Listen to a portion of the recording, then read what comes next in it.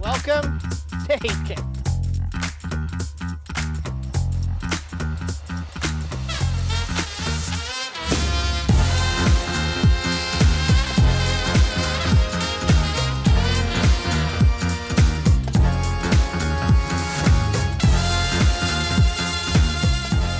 Welcome back, everybody. We are at Sanguine Estate in Heathcote, and we're going to meet Jodi, who's going to tell us everything about the cap and the winemaking process, and an interesting story about her great-great-grandfather. But, by the way, how amazing is this? Look at it! Stunning! How lucky are we? Welcome to Sanguine, Rick. Everyone, Jodi, everyone, Hi everybody, welcome to Sanguine. let's go have a look. Come on in. Wow! Look at this! After you. After me.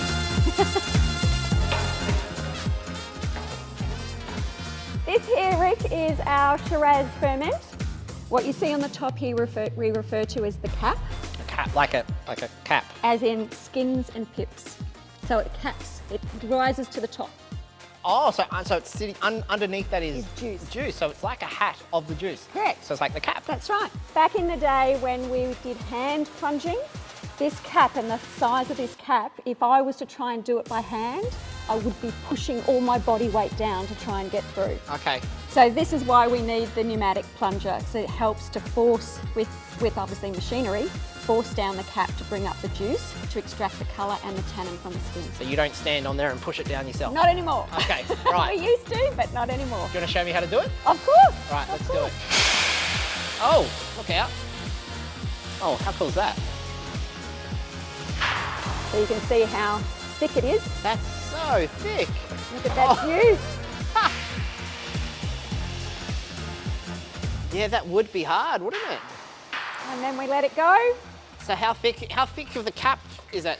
Like a foot, 2 feet? Oh gosh, it would have to be maybe 4 foot. Is 4 foot? Is that what you'd have? I'm trying to guess myself. Rick. Okay, right. Suffice to say that if I was to try and do this by hand, I wouldn't be able to. Make you want to drink wine. Yeah. And the smell is sensational. I heard there's a really interesting story about your great-great-grandfather and this area. Is that right? Correct. Come on down to the barrel room and I'll tell you all about it. Wow, look at this. It's beautiful. And the smell. It smells... Of the oak.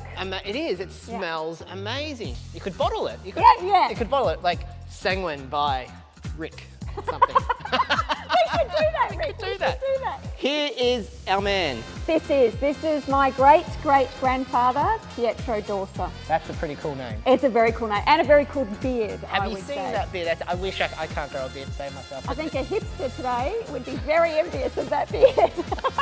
Could see him with an almond latte. Absolutely, you could. You're right. Absolutely. Now tell me about him. So back in the 1860s, Pietro jumped on a ship and made his way to Australia in search of gold for a better life for his family. Did he find any? But he did find some, Okay. and he brought with him grapevines. You're telling me that there has been winemakers in your family since the 1800s, and you didn't know? Correct. We had no idea that my great-great-grandfather Pietro was a winemaker back in the late 1860s, and he was actually known as the miner's winemaker. And so he is the history. He's the history. He's the So history. he made sense of everything for us. Okay. Clearly, we were meant to be doing this, and my brother was meant to be a winemaker. I think that is amazing. And it plays on that beautiful name of Sanguine. It was in the blood all along. It was in the bud all along. That's perfect. Thank you so much. And on that note, we're going to see you next time behind the cellar door.